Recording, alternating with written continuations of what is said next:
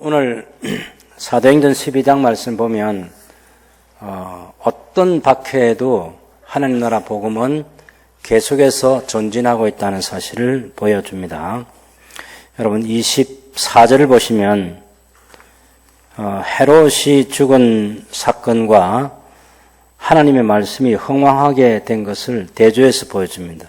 그 접속사가 들어있는데 그러나 하나님의 말씀은 흥왕하여 더하더라 이렇게 되어 있는 거죠. 핍박자 헤롯은 죽음을 당했고 그 헤롯이 죽은 사건과 상관없이 사도를 죽였던 이 헤롯, 그러니까 복음의 진보를 끝까지 방해하려고 했던 헤롯인데 그의 죽음과 상관없이 그러나 하나님의 말씀은 계속해서 흥왕하게 되고 널리 전파되게 됐다. 이 사실을 가르치는 거죠. 우리가 이 사도행전 12장의 구조를 좀 보는 게 좋겠습니다. 먼저 11장 26절까지, 19절에서 26절까지는 스데반의 순교로 인해서 일어난 환란으로 말미암아 흩어진 자들이 안디옥까지 가서 이방인 교회를 세우게 된 큰 역사적인 사건이죠. 안디옥에 교회가 세워졌다. 그 다음에 예루살렘 교회가 안디옥에 착한 사람, 성령이 충만한 사람, 믿음이 충만한 사람 바나바를 파송해서 이 바나바가 안디옥 교회의 성경 교사로 길리기아 다소에서 머물고 있는 사울을 초청해서 1년 동안 사역해서 그 안디옥 교회 성도들이 불신자들로부터 그리스도인이라는, 그리스도에게 속한 자라는 그런 별명을 얻게 됐습니다. 그런가 하면 27절에서 여러분 11장 27절에 30절까지 말씀은 당시 그 성령의 은사를 받아서 선지자가 된 아가보라는 사람이 예루살렘에 큰 흉년이 있게 될 것이다. 성령으로 이제 예언하면서 천하에 흉년이 있을 것이라는 그 천하는 로마 제국이 다스리던 세계를 말하고 특별히 그 팔레스타인을 중심으로 한 그쪽 지역에 더 많은 초점을 두고 이 얘기를 합니다. 그래서 안디옥 교회 성도들이 그 글라우디오 황제 때 AD 41년에서 54년까지 통치했던 왕이죠. 이 글라우디오 황제 때에 흉년이 들었는데 그 흉년에 던 시기를 주후 45년, 46년 이렇게 봅니다. 그래서 그 예루살렘 교회 성도들을 위해서 안디옥 교회가 구제 헌금을 해서 바나바와 사울 편에 예루살렘 교회 장로들에게 전달된 사건을 말하고 있어요. 요 연대기가 중요합니다. 45년, 46년. 12장은요. 그때 헤로당이 손을 들어 하는 요 말씀하고 안디옥 교회에 헌금을 전달한 것하고 똑같은 걸 얘기하는 건 아니에요. 여기 그때라고 하는 것은 헤롯 아그리파 1세가 왕이 됐고 이 사람이 이제 그 교회를 핍박한 사건이 발생하게 됩니다. 그런데 그 헤롯 왕은 헤롯 아그리파 1세입니다. 근데 이 성경 기자인 누가가 왜 헤롯이라고 해서 앞에 나오는 많은 복음서에 나오는 헤롯하고 사도행전 12장에 말하는 헤롯하고를 구별하지 않고 누가가 이름을 모를 바가 아닌데 그냥 헤롯이라만 했을까? 추측은 할 수 있겠죠. 근데 그 중에 중요한 것이 헤롯이라는 이름 붙은 모든 헤롯이 하나님의 나라의 대적자라는 사실을 통으로 묶어서 이야기하고 있는 것은 분명한 것 같아요. 우리는 사람들을 구분하기 위해서 헤롯 대왕 이렇게 부르고요. 주전 37년에서 4년까지 왕으로 있다가 죽은 헤롯을 헤롯 대왕이라고 이렇게 불러요. 그 다음에 그 헤롯의 아들 또 복음서에 또 헤롯이 세례 요한을 목베어 죽인 그 헤롯이란데 사실은 헤롯 안디바인데 그것도 또한 헤롯이라고 그렇게 말을 해요.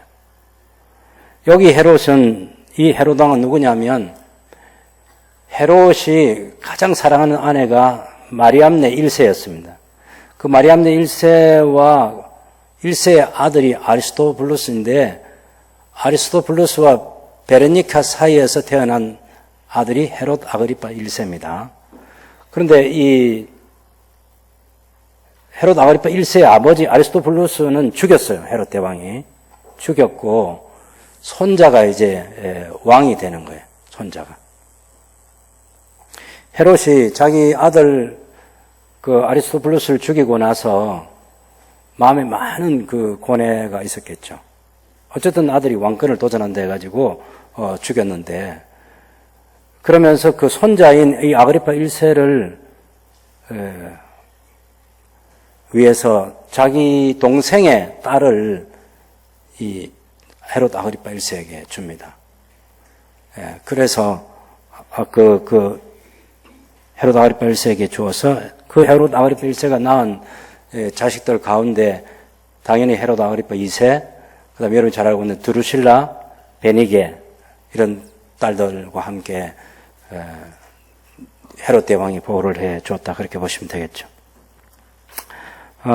여기서 그 헤롯 아그리파 1세. 어쨌든 성경에는 그냥 다 헤롯이라 해서 우리는 많이 혼란스러운데 목적은 이 전체의 헤롯 가계의 왕들이 다 하나님 나라의 대적자들로 교회를 유대인들 유대교 구약교회도 박해하고 신약교회에 탄생한 신약교회도 박해한 그런 왕들로 소개되고 있습니다. 그래서 헤롯의 핍박으로 인해서 사도 야고보가 순교를 합니다. 이 왜 헤롯 아그리파 1세가 자기 사도 야고보를 칼로 죽였을까? 여러분 이 사람은 로마의 여러분이 알고 있는 디베료 황제 때 로마에 가서 자라는데 이 사람이 이제 방탕아예요, 방탕아. 고급 교육은 받으면서 명색이 유대 가문의 그런 왕자잖아요. 그래서 거기 가서 방탕으로 지내다가 황제한테 말 실수를 해가지고 감옥에 갇히기도 하고 그래서 고생을 합니다. 그러다가 칼리굴라라는 사람이 왕이 되었을 때 주후 37년이죠. 그때 이제 풀려나가지고 그 사람의 도움으로 유대의 갈릴리 북부 지역의 분봉왕이 돼요. 그러다가 제대로 된 왕으로서 자기 할아버지만큼 넓은 영토를 다스리게 될 때는 언제냐면 이 칼리굴라 다음에 글라우디오스 우리 글라우디오 있잖아요. 11장 28절에는 글라우디오 황제 때 이제 자기 할아버지만큼이나 넓은 영토를 다스리는 제대로 된 왕입니다. 그래서 이 사람이 왕이 될 때는 총독이 필요하지 않았어요. 여러분 왕국의 역사를 잘 보면 유대 나라의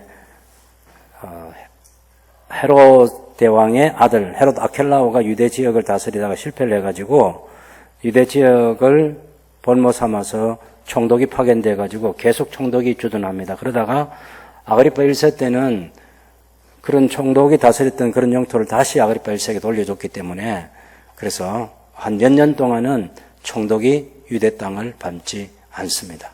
그런 시간이 있었어요. 그만큼 유명한 헤롯 왕입니다. 근데 이 사람이 이제 그런 왕이 돼가지고 눈치를 당연히 살피는 거죠.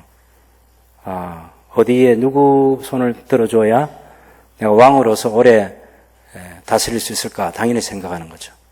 근데 유대교하고 유대교의 한 품파처럼 여겨지는 나사렛파라고 하는 이 사도들의 교회하고 갈등이 있는 것을 알게 되고 이 사람은 유대주의자이기 때문에 왜냐하면 자기 신분 세탁을 해서 그 유대인들 편에 서야만 자기가 계속 나라를 통치할 수 있는 그런 것도 알잖아요. 그래서 유대교의 헤롯 가문이 자기 할아버지 때도 그랬고 아버지 때도 했고 자기도 똑같이 그런 유대인들의 관심을 사기 위해서 기독교를 박해하는 거죠. 그렇지만은 이 사람이 그런 박해를 했는데 요한의 형제 사도입니다. 야고보를 칼로 죽였어요. 헤롯 안디바가 세례 요한을 목베어 죽이는 것처럼 역시 야고보 사도를 죽였습니다. 이 성경 기자가 야고보 사도의 이 순교 기사를 길게 기록하지 않아요. 그냥 순교한 것을 얘기합니다. 근데 이 중요한 사건이 왜 이 사람의 순교가 중요하냐면 지금까지는 스데반 평범 봉사자예요. 스데반이 순교를 했고 또 교회 일반 성도들이 박해를 받았어요. 근데 사도가 이제는 그들의 울두머리라고 할 수 있는 이 사도를 죽인 것입니다. 당연히 유대의 교회에서 사내된 공의를 중심으로 해서 엄청 좋아하겠죠. 그렇게 해서 그 사람들의 환심을 사고 정치적 권력을 더 강하게 쥐고 그런 역학관계를 잘 이용하는 이 강교한 왕이 바로 아그리파 1세라고 볼 수 있겠습니다. 그래서 눈치를 살피는 거죠. 3절에 보면 유대인들이 이 일을 기뻐하는 것을 보고 왕이 통치자가 정치를 할 때 이 정치하는 사람은 언제나 눈치를 살피는 거예요. 세계 어느 나라 정치가도 마찬가지고 우리나라가 정치하는 사람도 마찬가지고 늘 여론 중요시하고 뭐 누가 어떻게 댓글을 다나 중요하고 사람들이 어디서 모여서 피켓 들고 있나 이거 늘 정치인들이 살피는 그런 눈치입니다. 그래서 야고보를 죽이고 나서 보니까 너무 좋아하는 거예요. 야 이거야 굉장히 큰 소득을 얻었다고 생각해서 야고보보다 더 큰 일을 저지르려고 한 게 베드로를 죽이는 거예요.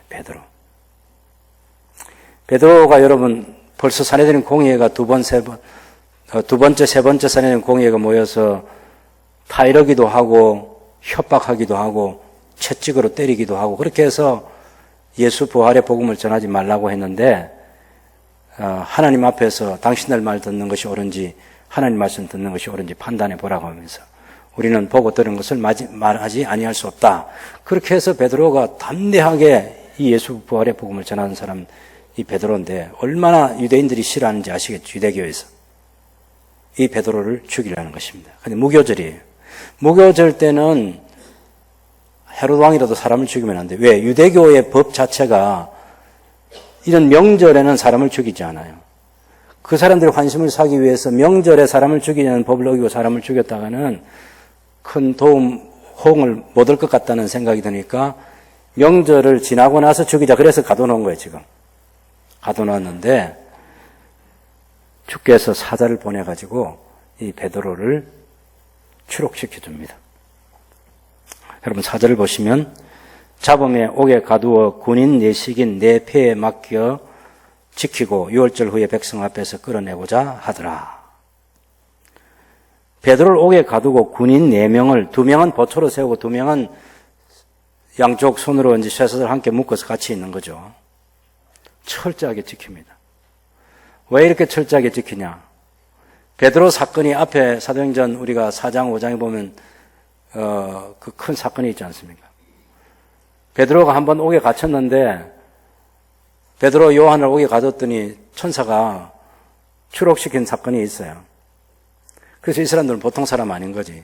또 그런 일이 있으면 또 낭패잖아. 그러니까 이번엔 제대로 보초병도 세우고 손발도 묶어서 군사 4명에게 물론 당연히 교대도 하겠죠. 그렇게 해서 베드로를 지키게 됐습니다. 이렇게 철저하게 베드로를 감시 감독하면서 6월절이 다 지나고 이제 6월절이 지난다는 것은 6월절 다음 날부터 시작되는 무교절까지 다 지나고 나서 이제 베드로를 처형하려고 합니다. 그러면서 모든 백성 앞에서 공개적으로 처리할 생각을 가지고 있습니다. 5절에 이에 베드로는 옥에 갇혔고 교회는 그를 위하여 간절히 하나님께 기도하더라. 왜 예루살렘 교회가 왜 베드로를 위해서 간절히 기도합니까? 베드로는 예루살렘 교회 부흥의 주역이에요. 우리가 2장에서 보면 그 오순절 성령 강림 사건에 베드로 한 번의 설교로 말미암아 3,000명이 그리스도인이 됐어요. 이 베드로 요한의 사역으로 말미암아서 계속해서 5,000명이 신자가 늘어났어요. 그러니 이 베드로가 얼마나 대단한 사람인지 예루살렘 교회는 다 알고 있는 것이고 그런 베드로를 위협하고 채찍질했던 사람들의 손에서 이제 세 번째 베드로가 투옥됐으니까 이제는 살아나지 못할 수도 있다. 실제로 살아난다는 것을 믿지 않습니다. 그러면서도 간절히 기도합니다. 예루살렘 교회는 매달리는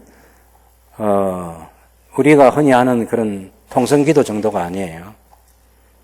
베드로의 생명을 두고 지금 교회가 간절히 기도하는 것입니다. 하나님이 살려주지 않으면 우리 베드로 사도께서 풀려날 수 없습니다. 왜? 그 악한 헤롯 아그리파 1세가 사도 야고보를 죽였어요. 마음만 먹으면 그 악한 왕은 이번에는 베드로마저 죽일 수 있는 그런 왕인 거죠. 교회는 두렵고 떨리는 마음으로 자신들의 연약함을 내어놓고 하나님께 간절히 기도합니다. 교회가 하나님의 영광을 볼 수 있는 유일한 길은 간절히 기도하는 거예요. 제가 우리나라에 지금도 우리 교회 흐름이 한국 교회에 있는데, 사실 이제 이번 4월 달에 총선을 하고, 그 다음에 어떤 국회가 어떻게 구성될지 참 걱정이 많으시고 한데, 두 파가 있더라고, 두 파가. 한 파는 기도하고 행동하자 파가 있고, 한 파는 하나님께 기도합시다 반 행동까지 안 나아간 파들이 있는데, 목적은 똑같은 것 같아요. 목적은 하나님으로 하여금 일하시게 하자.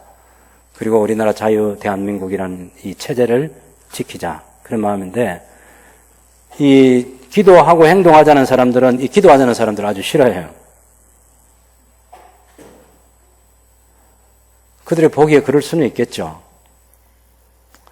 그런데 사람의 힘으로 능으로 아무리 행동해도 안 되는 건 안 됩니다.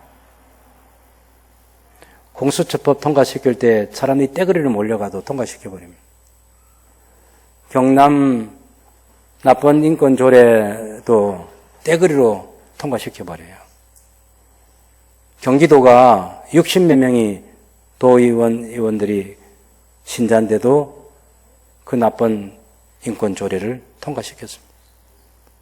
70몇 명 가운데 60몇 명이 기독교 신자라는. 세상이 얼마나 무서운지 아시겠죠? 사람의 행동으로도 다 가능한 게 아니에요. 저는 행동하는 사람들을 잘못됐다고 생각하지는 않아요. 그런데 기도하는 이쪽을 가볍게 여기지 말라는 얘기. 기도해도 안 되는 것도 있어요. 그건 또 다른 하나님의 계획과 하나님의 뜻이 있는 거죠. 근데 교회가 할 수 있는 건, 지금 현재 예루살렘 교회가 할 수 있는 것은 간절히 기도하는 것입니다. 우리 힘과 능력으로 아무것도 할 수 없기 때문에 야고보가 죽었잖아요. 그 당시 교회 숫자가 얼마나 많은지 여러분 아시겠죠? 상상이 갑니까? 예루살렘 교회는 숫자적으로는 적은 교회가 아니에요.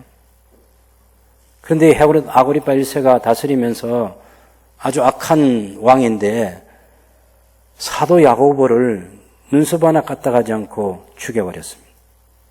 그게 정치 권력자들이 할 수 있는 일입니다. 여러분 무섭습니다. 정치인들이, 전 세계 정치인들이 무서워요. 권력이라는 건 정말 무섭습니다. 그걸 우리가 가볍게 생각하면 안 돼요. 여러분 권력이 국민에게 있다고? 천천만만의 말씀. 무슨 권력이 국민에게 있어요? 권력자에게 있습니다. 정말 악한 일들을 할 수 있습니다. 우리 그리스도인이 가지고 있는 무기는요,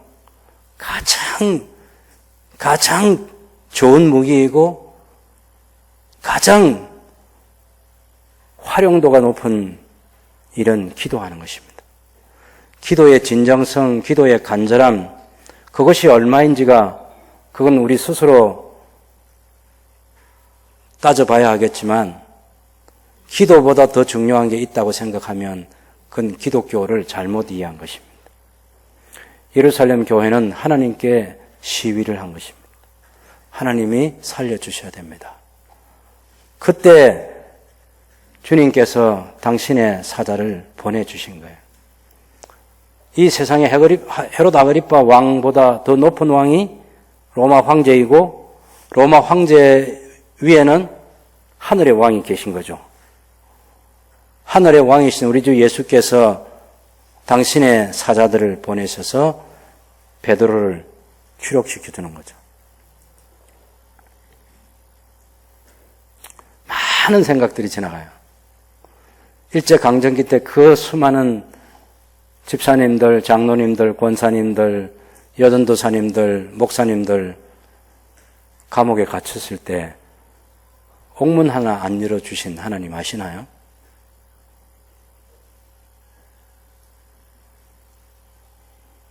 그런데 베드로의 사건은 주님께서 당신의 천사를 보내서 옥문을 열어주셨습니다. 물론 루마니아에서 박해를 받던 그런 하나님의 사람들이 그 감옥 생활을 끝까지 견딜 수 있는 힘과 능력을 주신 그런 사건은 많이 있지만 베드로처럼 이렇게 탈옥을 시켜주는 이런 예는 없었어요. 그런데 우리 주님께서 베드로를 특별한 방식으로 살려주시고 기회를 주십니다. 6절에 보면 헤롯이 잡아내려고 하는 그 전날 밤에 우리 주님께서 헤롯 아그리파 1세가 행동하려는 것보다 한 발자국 먼저 하시죠. 그 전날 밤에 먼저 풀어주십니다. 베드로가 두 군인 틈에서 쇠사슬에 매여 누워 자는데 파수꾼들이 문 밖에서 옥을 지키더니 야, 베드로 정말 대단한 거예요. 자기 죽기 전날 밤인데 편안하게 잠을 자고 있어요.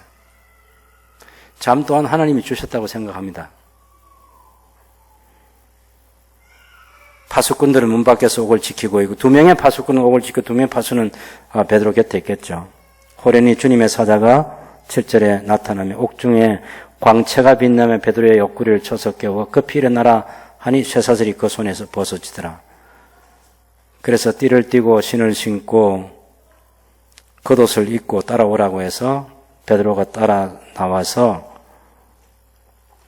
천사가 하는 것이 생시인지 알지 못하고 환상을 보나 그렇게 생각하고 있는데 첫째와 둘째 파수를 지나 시내로 통한 쇠문에 이르고 문이 저절로 열리고 나와서 한 거리를 지나서 천사는 자기 갈 길을 갔습니다.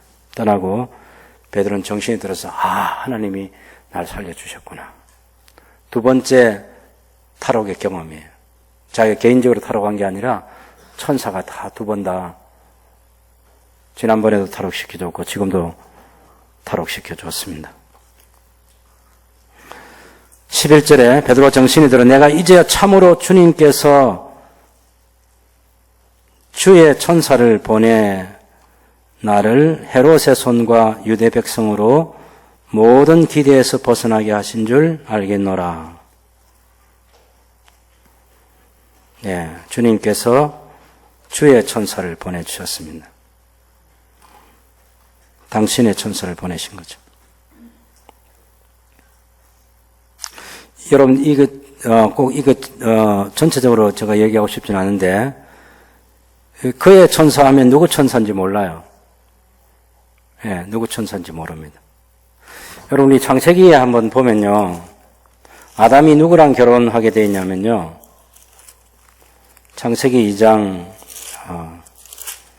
보면, 우리 번역 성경에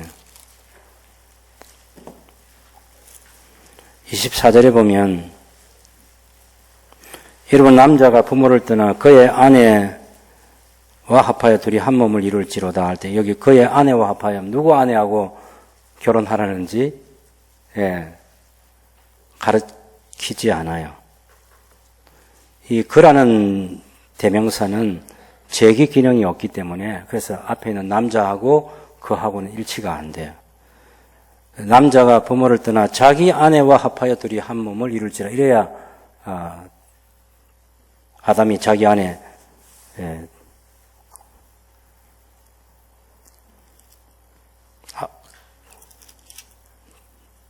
뒤에 나오는 25절도 아담과 그의 아내 하면 이건 제기 기능이 아니기 때문에 아담과 자기 아내 두 사람이 벌거벗었으나 이렇게 해야 돼요. 하와와 결혼을 하는데 이 그의 아내 이런 말은 제기 기능이 없기 때문에 앞에 나온 것하고 그렇게 연결이 안 됩니다. 이것은 그래서 자기 아내와 이렇게 고쳐야 되는데 너무 엉뚱하게 해놔서 여기 12장에 사도행 12장에도 앞에 주님이 나오는데 주님이 그의 천사를 보내신 것은 누구의 천사를 보낸지 제기 기능이 없기 때문에 그렇게 안 되는 거예요, 이게. 그래서 주께서 주의 사자를, 주의 천사를 보내어 나를 헤롯의 손과 유대 백성의 모든 기대에서 벗어나게 하신 줄을 알겠노라. 요한의 어머니 마리아의 집에 가니까 사람들이 모여 기도하고 있어요. 누가는 이것을 굉장히 강조합니다. 누가복음과 사도행전을 연결시켜보면 누가복음에서도 누가는 하나님 나라 역사에 있어서 기도를 아주 강조했고 지금 여기 사도행전에서도 기도를 강조하고 있어요. 1장 14절부터 또 모여서 간절히 기도했던 사건, 사람을 선택할 때도 기도하고, 여러 번 기도 이것을 누가는 큰 하나님 나라 일이 있을 때마다 교회가 개인적으로나 또 공적으로 기도한 일들을 많이 강조하고 있습니다. 기도. 그래서 우리가 이런 기도의 순전함을 우리 몸에 배이게 배워야 합니다. 여러 사람이 거기에 모여 기도하고 있더라. 베드로가 문을 두드리는데 로데라는 여자아이가 베드로 음성인 줄 알아듣고 기뻐해서 가서 베드로가 돌아왔다 하니까 네가 미쳤나 이런 거죠. 15절에 그들이 말하되 내가 미쳤다 하니 여자아이는 힘써 말하되 참말이라 하니 그들이 말하되 그러면 그게 천사더라. 기도하면서도 안 믿는 거 있죠. 그냥 기도는 기도예요. 새벽에 와서 오늘 비 오지 않기를 간절히 기도하고 아침 출근해서 우산 들고 출근하잖아요. 기도는 기도고 일기예배대로 비는 올 것이라는 믿음 가지고 기도와는 상관없이 우산 들고 나가는 거죠. 너무 아이러니한 일인데 여자아이는 기도의 응답을 믿어요. 근데 어른들은 기도 응답을 안 믿어요. 그래서 베드로가 살아나왔다는 것은 네 미쳤다 그렇게 얘기하는 거예요. 그래서 아이들의 그 순전함을 본받아야 합니다. 그래서 베드로가 계속 문두드려 하면서 만났을 때 조용하게 하고 17절에 주께서 자기를 이끌어 옥에서 나오게 하던 일을 말하고 또 야고보와 형제들에게 이 말을 전하라 하고 떠나 다른 곳으로 가니라. 여기 야고보는 당연히 요한의 형제 야고보가 아니고 예수님의 동생 야고보죠. 예루살렘 교회의 지도자입니다. 장로로서. 나중에 이때 베드로가 떠나서 사실 공적인 역사의 무대에서 더 이상 전도자로서 베드로가 소개되지는 않아요.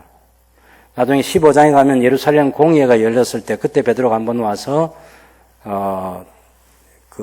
이방인들의 구원에 대해서 유대인이 될 필요가 없이 예수님을 믿음으로 구원 얻게 된다는 사도 바울의 설명을 받아들이고 동의해주고 야고보 의장의 최종적인 선언으로 유대인이 구원 얻어야 될 때 이방인들을 향해서 너희도 유대인처럼 되고 할례를 받고 언약 백성이 할례 언약의 백성이 되고 나서 예수를 믿어 구원 얻어야 된다는 그런 가르침이 아니라 예수님을 바로 내 구세주와 주님으로 믿으면 구원 얻는다는 그런 예루살렘 공회의 결정 때에 베드로가 다시 등장하는 것 말고는 사도행전에서 더 이상 베드로는 등장하지 않습니다. 지금 누가는 이 사건을 통해서 베드로를 마지막 예루살렘에서의 그를 소개하고자 하는 그런 강한 의도가 있었던 것 같습니다. 야고보가 지금 현재는 거기 모여있는 자리에 없기 때문에 야고보와 형제들에게 이 말을 전하라고 떠나고 날이 새면 군인들은 베드로가 어떻게 되었는지 알지 못하여 적지 않게 소동이 생겼고 헤롯 왕이 이 파수꾼들을 신문하고 죽여버렸습니다. 이 왕이 당연히 헤롯 아그리파 1세이죠. 헤롯 아그리파 1세. 20절에 보면 이제 그 19절에 보면 헤롯이 유대를 떠나서 예루살렘을 떠나서 가이사라 로마 총독이 머무는 곳이기도 하고 이 헤롯 아그리파 1세도 그곳에 자기 영지를 두고 있었던 것 같아요. 그곳에 내려가서 머물고 있을 때 헤롯과 당시 그 두로와 시돈 사람과의 관계가 좋지 않았습니다. 우리 20절에 보면 헤롯이 두로와 시돈 사람들을 대단히 노여워하는데 그들의 지방이 왕국에서 나는 양식을 먹는 까닭에 그들의 지방이라는 것은 두로와 시돈 지방을 말하는 거죠. 두로와 시돈은 그 해상업, 무역을 해서 해상의 강국으로 부를 축적한 강대한 나라가 두로와 시돈입니다. 근데 양식은 어디 있냐면은 이 이스라엘 땅 거기서 양식이 나는 거예요. 옛날 그 솔로몬 왕 때도 보면 이 두로와 시돈 사람들은 솔로몬으로부터 양식을 공급받았어요.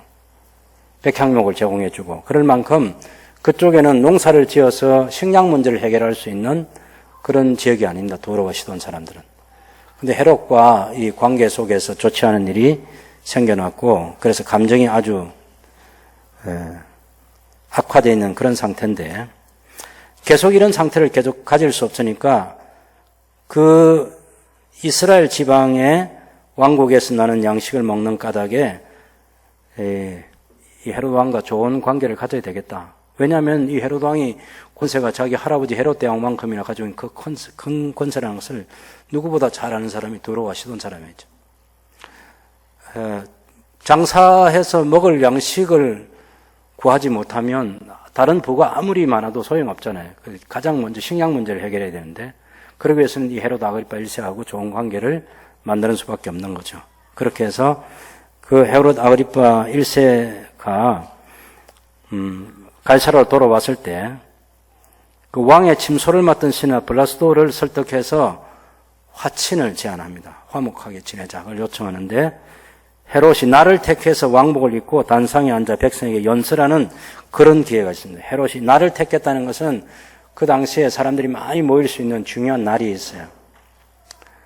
그날이 바로 이 로마 황제 글라우디오 이 황제가 영국과 전쟁을 해가지고 이기고 개선하는 그 개선하는 것을 기념하는 날이 있는데 그 다음 둘째 날이 이 8월 1일이 왕의 생일이에요. 그러니까 그 날을 택해가지고 지금 많은 군중이 축하하기 위해서 모였고 또 헤롯 아그리파 1세가 연설을 한 것입니다. 이 사람이 제대로 로마에서 교육받은 사람이고 이 은빛 찬란한 그런 옷을 입고 있기 때문에 햇빛 때문에 옷에 광채가 나기도 하고 그런 위엄을 갖추고 벌써 딱 보아도 다릅니다. 예. 우리가 옷이 날개라는데 임금은 옷 때문에 다른 거예요. 옷. 임금이 달라 보이는 것은 옷 때문에 그런 거예요. 여러분도 옷을 입혀놓으면 다 그렇게 임금도 되고 또 여왕도 되고 공주도 되고 다 되는 거예요. 옷이 사람을 만드는 거예요. 병사하고 장군도 옷만 바꿔 입으면 장군도 병사이고 병사도 장군 되는 맞죠? 그죠? 예. 우리 박산 질서님 많이 봤을 거예요. 옷 입은 대로 가는 거예요. 그래서 이 헤롯 아그리파 1세가 실제로 헤롯 아그리파는 신체도 아주 건강한 사람입니다. 사람이. 그런 옷을 입고 딱 외모를 갖추고 나타나니까 얼마나 위험이 있겠어요. 거기다가 연설은 잘하는 거죠. 연설. 이러면 악한 사람도 연설을 잘해가지고 연설 한마디를 가지고 사람들을 장악하는 그런 통치자들이 있습니다. 사실은 히틀러 같은 사람도 그 연설 잘해가지고 독일 젊은이를 다 광기 있는 사람으로 만들어가지고 전쟁터로 몰아갔잖아요. 그다 연설을 잘해서 그런 거예요. 진리를 선포하느냐 안 하느냐 그거 중요하지 않습니다. 그거는 사람들이 판단 능력이 없습니다. 우리나라가 무서운 게 뭐냐면 지금도 옳고 그름을 우리 국민들이 다 판단할 수 있을까 생각하는데 그렇지 않아요. 우리는 자유민주 체제가 좋다고 생각하지만 사회주의, 공산주의 이것이 좋은 것들을 계속해서 퍼뜨리는 사람이 있으면 그걸 가지고 사람들이 다 그 광화문 광장에 모였는데 말이죠. 사회주의가 우리 시대의 해답이라고 그렇게 막 설득을 하면 사람들이 거기 또 기가 솔깃해가지고 빠질 사람들이 많이 있습니다. 여러분 중에는 없겠지만 연설 이거 무서운 거예요. 연설. 근데 이 헤롯 아그리파 1세의 연설을 들으면 사람들이 저건 사람의 말이 아니고 신의 소리다 이렇게 된 거예요. 그 광장에 모여있는 한번 생각해 그 경기장에 모여있는 사람들이 막 외치면서 이게 사람의 소리가 아닌 신의 소리라고 이렇게 찬양을 할 때 그걸 그렇지 하고 이렇게 생각하는 거예요.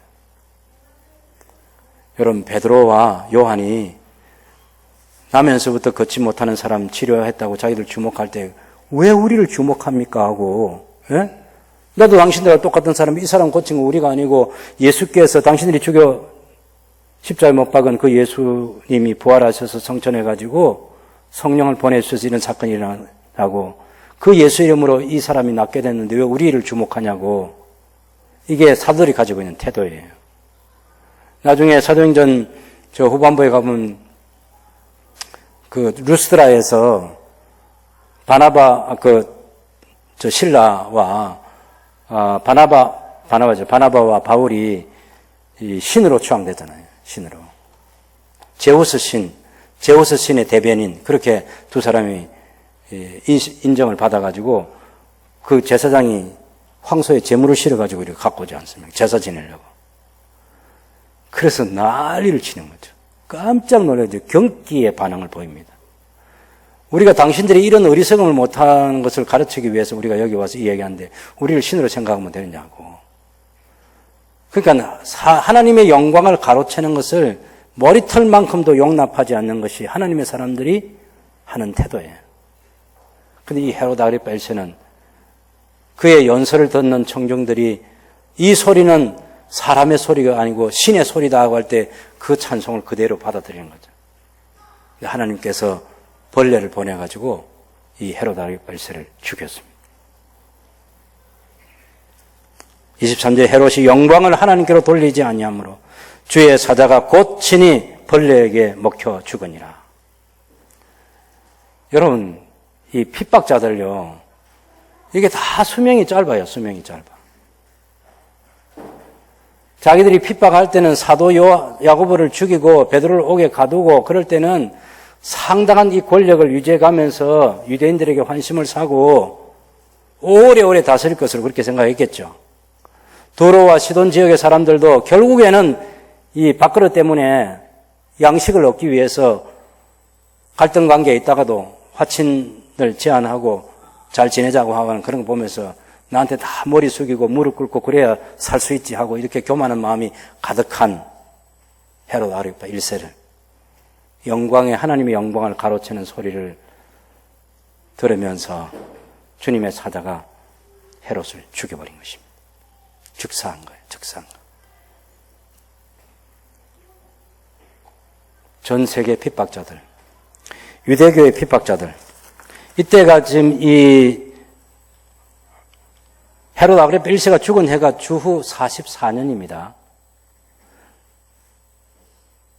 팔레스타인 지역, 로마 제국의 그 여러 지역에서 큰 흉년이 들 때는 45년이에요. 45년, 46년. 요 연대기적으로 하려면 이 12장 사건을 앞에다가 기록해야죠. 앞에다가 11장 26절 뒤에 기록을 해야 되는데 그렇게 기록하지 않고 사건을 모아서 기록하는 거예요. 누가가 어떻게 기록하고 있냐면은 예루살렘 교회에서 흩어진 사람들이 구보로까지 와서 전도를 하고 구보로에 있던 사람들이 복음을 받아가지고 이방인들에게 다 유대인에게만 복음을 전하는데 이방인에게도 복음을 전하자 해서 안디옥에 와서 이방인 교회가 설립되고 이방인 교회를 예루살렘 교회에 바나바를 보내고 사울을 초청해서 1년 동안 양육해가지고 그리스도인의 인정을 받고 그 안디옥 교회가 예루살렘 교회를 어떻게 도왔는지를 연결시켜서 하나의 사건으로 묶는 이것을 묶어 놓고 그 다음에 헤롯 아그리파가 교회를 박해한 사건은 긴 사건이에요. 이건 따로 떼내가지고 12장에서 얘기를 다 해놓고 앞에 있는 안디옥 교회가 구제헌금을 보낸 그 사건은 시간이 지난 뒤에 이르기 때문에 이 아그리파 1세가 죽고 나서 그 다음에 일어난 구제하는 사건이에요. 그리고 그 이야기하고 이 12장 마지막에 있는 사건을 또 연결시킵니다. 12장 25절에 보면 바나바와 사울이 부조하는 일을 마치고 마가라는 요한을 데리고 예루살렘에 돌아오니라. 여러분 잘 보세요. 11장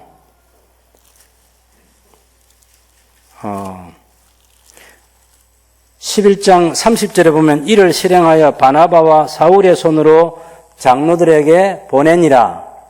그 다음에 이어지는 말이 12장 25절에 있는 바나바와 사울이 부조하는 일을 마치고 마가라 하는 요한을 데리고 예루살렘에 돌아오니라.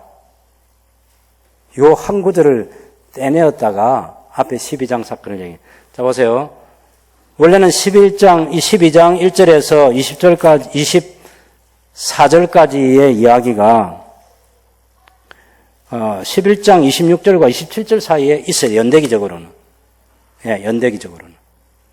그렇지 않고 연대기적으로 뒤에 있는 이 안디옥 교회가 예루살렘 교회를 구제한 사건을 안디옥 교회가 설립되고 그리스도인이라는 별명을 얻으면서 성공적인 신앙생활을 하고 있는 사람들이 예루살렘 교회를 흉년에 구제를 했다. 이 얘기를 연결시켜서 먼저 해주고 헤롯 아그리파의 박해 이야기는 따로 떼내서 긴 이야기를 해놓고 나서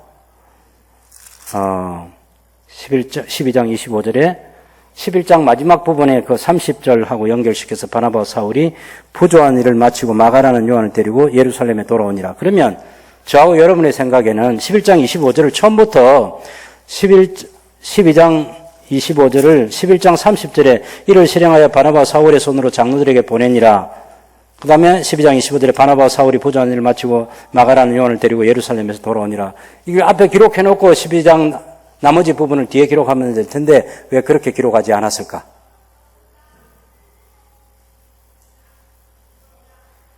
왜 그렇게 기록하지 않았을까?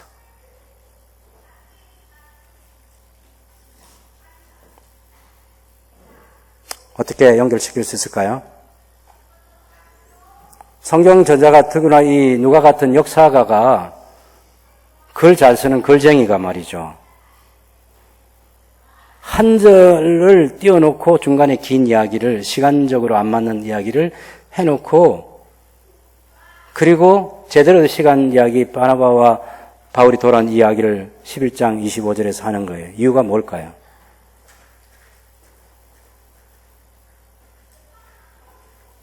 부조를 하고 돌아올 때 누구 데리고 왔어요? 마가 요한을 데리고 돌아와요. 이 사건은 13장에 가서 제1차 전도 여행 때 마가를 데리고 전도 여행을 가는 것과 연결이 되어 있는 거예요. 마가가 앞에 등장하면 안 되고 여기 등장해서 그 다음 마가 이야기가 나올 거예요. 이걸 연결시켜 주려고 하는 그런 의도가 있었다고 그렇게 보여집니다. 그런 작은 이야기, 작은 부분들까지 조금 섬세하게 들여다볼 수 있는 그런 집중력을 저나 여러분이 가지면 그만큼 성경이 풍성하게 우리에게 다가오겠죠. 구약에도 이런 게 많고요. 복음서에도 역시 있고 여기 사도행전에서도 성경 기자는 항상 역사를 펼쳐갈 때 가능하면 같은 사건들끼리 묶어놓고 그 다음에 여기서 한번 언급하고 뒤에 나올 이야기를 펼치기 위해서 앞에 한번 언급하는 이런 이야기를 자연스럽게 잘 하는데 누가가 그것을 아주 잘하고 있다는 것입니다. 작가. 여전히 우리가 탐복할 수밖에 없는 글솜씨를 보여주고 있는 거죠. 어떤 박해에도 제가 설교 제목으로 잡은 것처럼 어떤 박해에도 어떤 핍박도 막을 수 있는 하나님 나라 복음.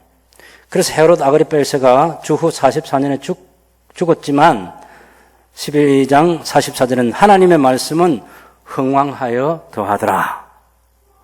그렇게 해서 이제는 세계를 정복하기 위해서 안디옥 교회에서 신실하게 섬기던 이 바나바와 사울을 따로 세워서 선교사로 파송을 해서 제1차 전도여행, 제2차 전도여행, 제3차 전도여행, 그리고 제4차 전도여행, 그리고 마지막 순교하는 이야기까지가 계속 이어지는 게 사도행전 후반부 28장까지는 로마의 1차 투옥되어 있는 사건까지고 여러 서신들 뒤에 나중에 디모데후서 4장을 유언으로 남기고 사도 바울이 이 세상을 떠나게 대한 이야기가 전개됩니다.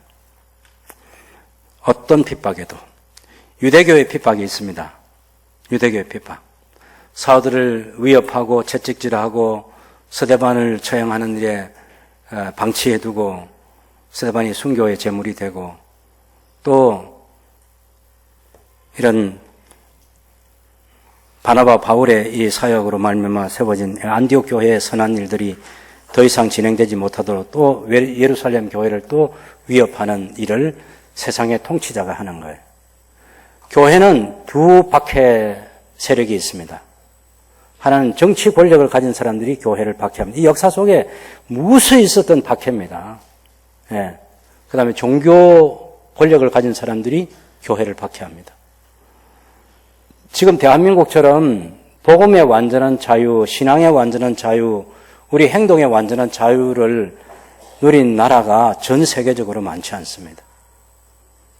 전 세계적으로 많지 않아요. 교회도 처음에 복음이 들어올 때는 국가 권력이 교회를 박해했습니다. 우리 대한민국도. 그래서 많은 선교자가 났어요. 일제강점기도 물론 또 박해도 받기도 하고. 그 이후에 여러분 몇십 년 동안 지금 자유가 있었고요. 지금 그 자유를 위협하는 세력들이 있습니다. 한국에도. 서서히 일어나는 거예요. 교회를 혐오 단체로 보는 그런 정치인도 있습니다. 여러분 중국이라는 나라를 보시죠. 얼마나 무서운 일들이 그 시주석이 주석된 지 지금 몇 년밖에 안 됐어요, 그 사람이. 얼마나 교회를 잔인하게 박해하는지 몰라요. 안티오코스 에피파네스 4세만큼이나 시진핑은 더 하는 것 같아요, 제가. 제 중국에 못 들어갈 건데, 제가 시진핑을 막 이렇게 얘기하면. 어쨌든 지금 일어나고 있는 그거잖아요. 종교적인 박해, 정치적인 박해. 하나님의 나라 운동을 하는 사람들에게는 다 그 정치적인, 종교적인 권력을 가진 사람들에게는 이게 불편한 겁니다. 그래서 박해하는 거죠. 러시아가 선교를 못하게 하고. 그런 나라를 보면서 이 어깨너머로 배우는 거죠. 아, 교회 통제하면 할 수 있구나. 할 수 있겠죠. 그런데 초대교회를 통해서 우리가 배우는 진리는 어떤 박해에도 예수님의 십자가 부활의 복음을 전하는 것을 중단하지 않는다. 스데반이 순교를 해도 핍박으로 다 쫓겨나도 야고보를 칼로 목베어 죽여도 베드로를 옥에 갇혀도 간절히 기도하면서 하나님 나라 복음을 전파한다. 그 씨앗을 계속해서 뿌리는 것만이 교회를 교회되게 하고 하나님의 영광이 교회를 통해서 드러나게 하는 것이고 우리 신앙의 자유를 누릴 수 있는 그날을 회복하는 길이 되겠죠. 어떤 일들이 생겨날지 모르겠습니다. 정말 제대로 기도해야 되는 그런 시간을 갖습니다.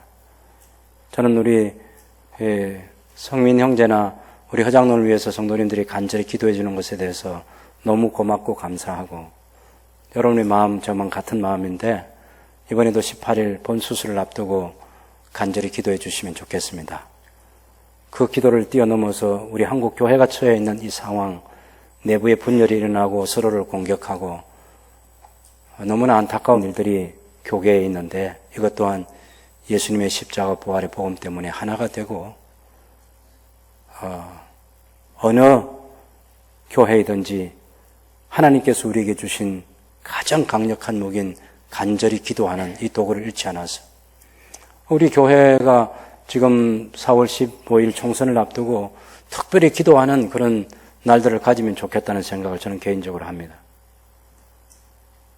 저는 어떤 사람을 위해서 정말 금식할 생각도 갖고 있습니다. 아무 관계없는 사람이고 저한테 시선 한번 준 적 없고 차 한 잔 건네받은 적 없지만 너무 마음이 안타까워서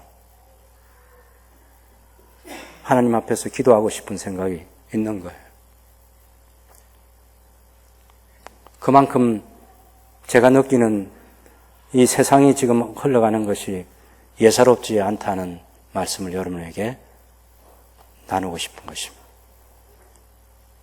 하나님 앞에 간절히 기도하고 하나님께서 말할 수 있는 기회를 주실 때 말하면서 사는 복음의 씨앗을 힘써 뿌리는 성도가 되어서 이 모든 박해를 딛고 일어섰던 교회처럼 우리 교회도 복음의 영광을 드러낼 수 있는 하나님의 사람들로 살아갈 수 있게 되기를 바랍니다.